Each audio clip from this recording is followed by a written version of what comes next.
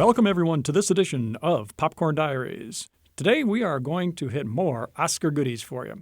We're going to talk about the movies that got the most Oscars, some surprises there, and maybe not so surprisingly on some of them. And then we're going to talk about the hosts that have had the honor of being at the helm, if you will, of the Oscar ceremonies.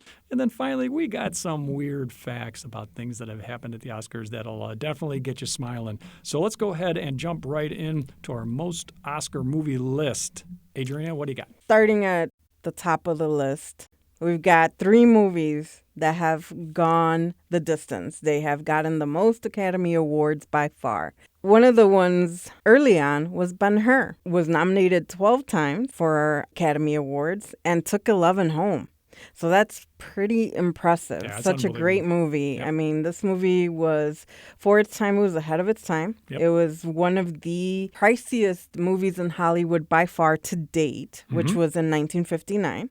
So this was directed by William Wyler, and we had a lot of talent in this movie. Of course, top of the list is Charlton Heston. Yep. At his best. Oh, yeah. This was his heyday. This is a 3-hour-long movie. We've had so much production value in this. This was back in the time where we didn't have set extensions. We didn't have crowd replication. So all the people that you see in the movie are actually there. Yeah. They're extras. They're being paid. So there was a lot of money being dumped into this movie. It was a really risky venture for the studio. They were on the brink of being bankrupt. So they took a huge gamble with this movie, and it paid off for them. So that was a good thing. It was a redeeming quality that it paid off for them. This movie back then made, I believe, $75 million. So that, by today's standards, was huge. I mean, it really topped the chart. So this was such a great movie. I mean, you've got the chariot race, which was just phenomenal. Yep. Yeah, I couldn't agree with you more. Ben-Hur by far is one of my favorite movies of all time. When you consider the time frame that this was made, the thousands of extras that were employed to make this movie, the special effects were minimal. Yeah. When you see the stunts, when you see the sets, when you see everything on that screen, that stuff was real. It existed. The chariot race by far is such a climax for this movie, and it goes on forever. This is not a 30-second thing. This goes on forever, and the way they filmed it, and people getting run over and thrown out of the carts and, stuff getting destroyed. I mean, that was all really, really, really, really happening. And again, Charlton Heston at his absolute best. If you don't know Charlton Heston and you say, well, what has he ever done? This is the movie you want to go see. Yeah. Check it out. It is unbelievable. And if you're lucky enough to see the Blu-ray edition, they've cleaned it up. It looks spectacular. Definitely. I mean, Charlton Heston took the Oscar for Best Actor in this movie. I mean, just down the line, it took Best Picture, Best Director, Best Cinematography, Art Direction, Best Costume, Best Sound, Best Film Editing, Best Special Effects for the day, Best Music Score, and Best Writing. So it was nominated for Best Writing. It didn't actually take the award for that, but it ridiculous amount of nominations and ridiculous amount of Oscars that it managed to take home. So really looking at this movie today, it would be successful. Definitely a movie that you should have in your repertoire to go back to and kind of watch and see what Hollywood was back then versus what it is now. You'll see these huge differences. A couple of trivia facts about this movie that I found really interesting was this was the only Hollywood film to be approved by the Vatican on religious content. That I did not know. Yeah, so the Vatican actually gave this movie the thumbs up. Now, that's big, really big for a movie to make the Vatican list. The chariot race required 15,000 extras. Yep. 15,000 to fill the stands because they went all the way around. Because that was one whole set. That entire it was one whole set. Yeah. So that took about, I believe, 5 weeks to actually film just the chariot race. I can believe that. And then also, it took 5 years of research. 14 months of labor were put just into making the sets, and there was 300 sets created for this. So just the amount of work that was put into this movie is phenomenal, and it shows. Yeah, by today's standards, it's hard to think that anyone would go to such lengths to make a movie, especially with digital technology available at our fingertips. So next on our list, Lord of the Rings. Oh, pick any three of them. Yeah, But well, specifically, we're talking about Return of the King. correct.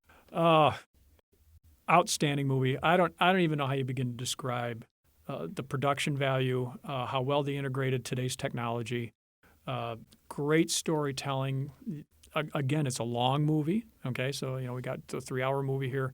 But I have seen this movie again and again and again, and I do not get tired of watching this movie. Yeah. I mean, again, this is a movie that had huge production value. It had a huge budget, but it was the care, dedication, and responsibility that Peter Jackson took with this story that really shows on screen. I mean, yes, they had some CG effects, but for the most part, they had actors in makeup. Yeah.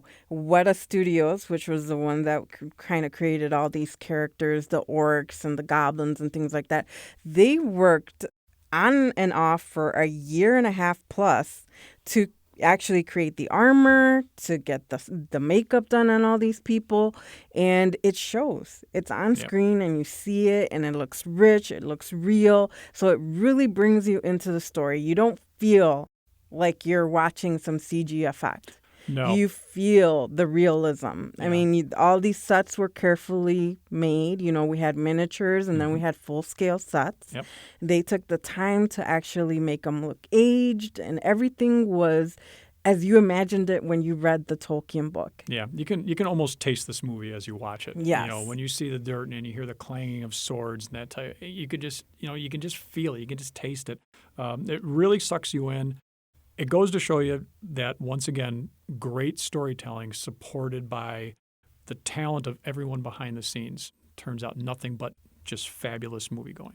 I mean, I was eagerly anticipating the awards for this year, for the year that Return of the King was coming, because we had Fellowship and we had Two Towers, and both of them had been nominated for Oscars, but they didn't take Best Picture. Right. They didn't take all the Oscars. But this year, this was the year for this trilogy. It was nominated 11 times, and it swept the Oscars. So it took 11 Oscars. Going down the line, it took Best Picture, Best Director, Best Writing, Best Film Editing, Best Art Direction, Costume Design, Makeup, Music and Original Score, and Best Sound Mixing. So it really, and Visual Effects as well. Visual effects, yeah. It really just took the Oscars by storm. Yep. Anytime it was nominated for that category, it took it. And I celebrated this year like no other. And what makes this very special is the two movies before this. Nominated, didn't mop up anything like this. And for a sequel, let alone a third or a fourth or a fifth in a series to pick up awards is pretty unheard of. There's only been a handful of movies or franchises, as they like to say, that have done that, like The Godfather and so on. Yes. But to see his third movie come to this point and sweep everything, I mean, there was no one else in the room. You might as well just have sent everyone else home because, he took everything, like you said. Yeah. So let's move on to the next in our category, which was Titanic. Now, Titanic was nominated 14 times, and it also took 11 of the awards. Titanic is a huge production as well. Big dollars. Again, big dollars, a James Cameron production, and we always know James Cameron means business. Yep. Definitely a long movie as well. The three that we've talked about so far have been long movies. They've been 2 hours plus, but the story is there. It's captivating. It brings you in. You've got, Leonardo DiCaprio and Kate Winslet and Billy Zane, which kind of surprising, but he actually did a phenomenal job in this role. You really hated him. At least I did. This movie has just been watched and rewatched and shown and reshown in so many different languages across so many different countries. It's made huge amounts of money. Yep, I believe it's number 2 in all-time grossing dollars worldwide, and it shows. So, definitely another movie that took the cake. It took all 11 awards out of the 14 that it was nominated for. Yeah, I think what really makes this movie so special is It's such a big budget. It's so over the top. Okay, but he pulls it off. James Cameron pulls this off. We're familiar with the story. We know this thing's going down and people are dying. Okay, everyone's familiar with the story, and we've all seen the movies that have preceded it, which were done okay. No one's done Titanic on this level. And when you see just the attention to detail on the sets, on the deck, when the ship is half out of the water and the water's dripping, people falling off, you are sucked into this. This is real. This is happening. This happened. And you're just, breath is taken away. And I'm glad this movie did so well. I'm glad it swept the majority of the Oscars. This movie took 11 of the 14 nominations, and it took it for Best Picture, Best Director, Cinematography, Art Direction, Costume Design, Best Sound, Film Editing, Best Effects, Best Visual Effects, Best Music, and Best Music Original Dramatic Score. So it just took so many different Academy Awards that year. And it deserves to be up there on the top 5 of all time. Again, another movie you could watch again and again and again. It is a beautiful movie, and, it's a strong subject. It had a strong subject matter, and the story was there, so much so that people actually thought that the story had happened. There were so many people that thought this was authentic. It's a fiction story inside a real event. That's correct. But the story is so captivating that people were like, I wonder, if this really, really did happen. Yeah, you want to believe that she survived and she's in her 90s and she's telling this wonderful story. Yeah, and it's 100% believable. Yeah, it is.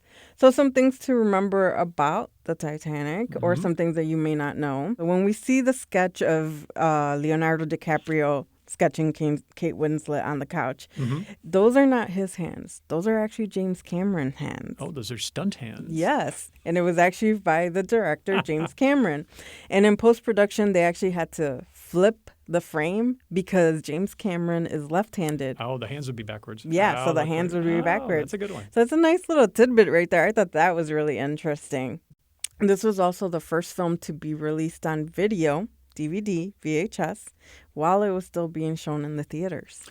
Oh, that I did not know, because that does not happen often. No, it does not. There's usually a little bit of a time frame. So there were still some theaters, not all of them, but there were still some theaters showing this movie while it was already out on DVD and video. Moving on, let's talk about some of the other things involved in the Oscars, like the hosts, for example. There have been some great hosts, and there have been some pretty terrible hosts. So let's talk about a couple of the good ones, Joe.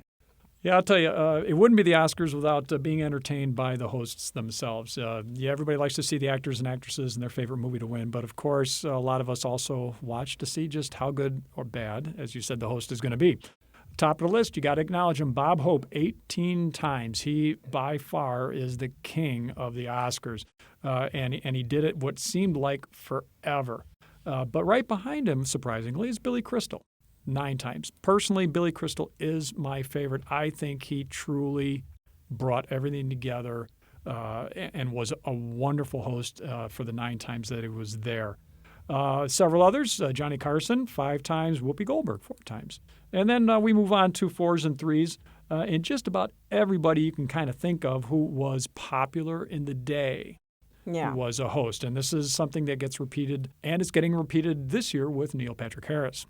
Yeah, Neil Patrick Harris has had TV success. He's not generally known for movie acting, yet he's the type of guy that I think will pull off a grand host performance for the Oscars just because of his persona and the way that he is. I'm guessing there's going to be some huge musical number just because of who he is and the things that we've seen from him in the past.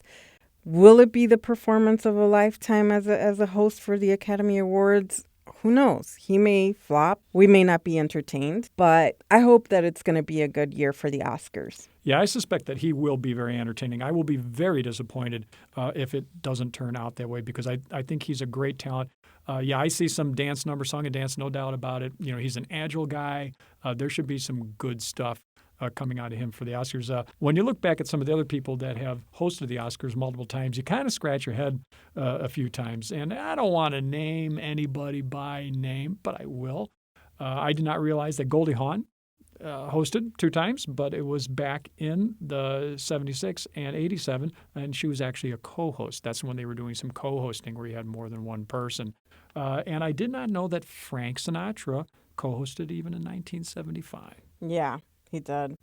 There was a couple of years that we did have co-hosts, like the whole James Franco and Hathaway. That kind of fell short of the mark.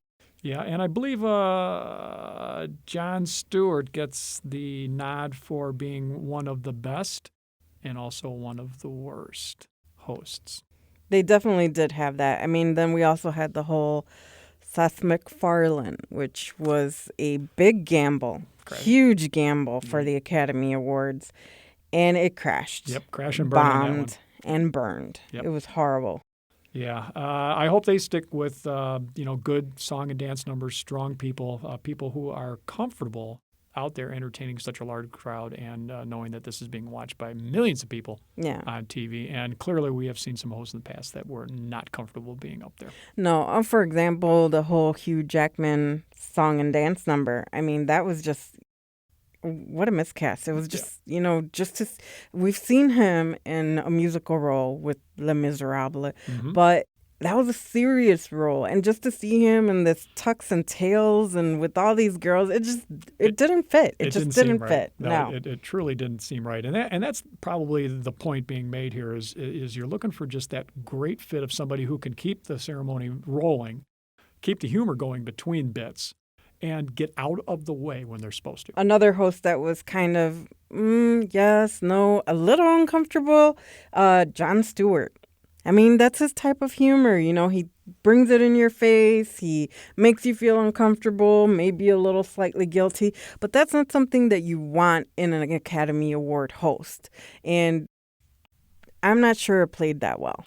Yeah, I still have mixed feelings on both of his performances, actually. True. The same thing. I just don't understand why he was brought back when the first performance just wasn't.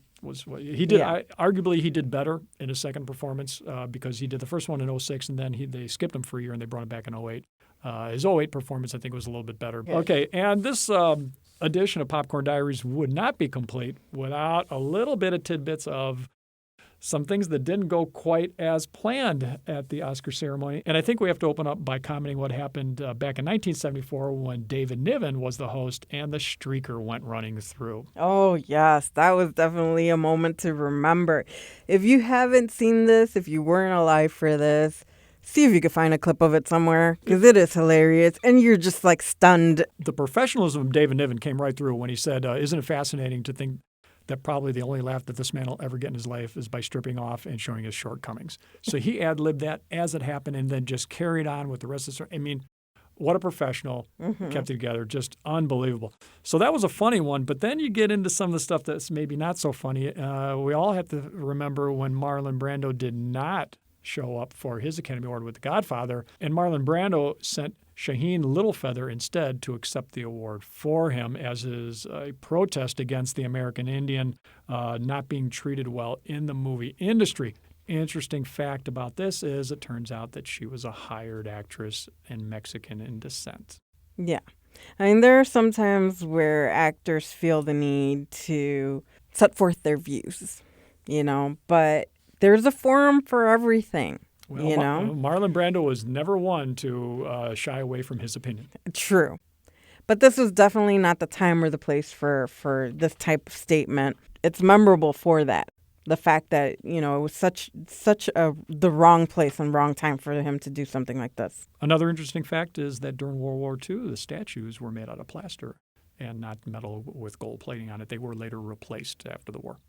Yeah, and that was due to the fact that all the metal was being used for manufacturing and weapons for the war.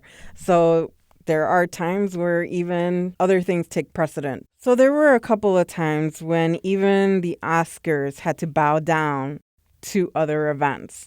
So, for example, in 1938, the Oscars was postponed due to flooding in Los Angeles. Then in 1968, after the assassination of Martin Luther King Jr., and later in 1981, after the attempt on the life of President Ronald Reagan.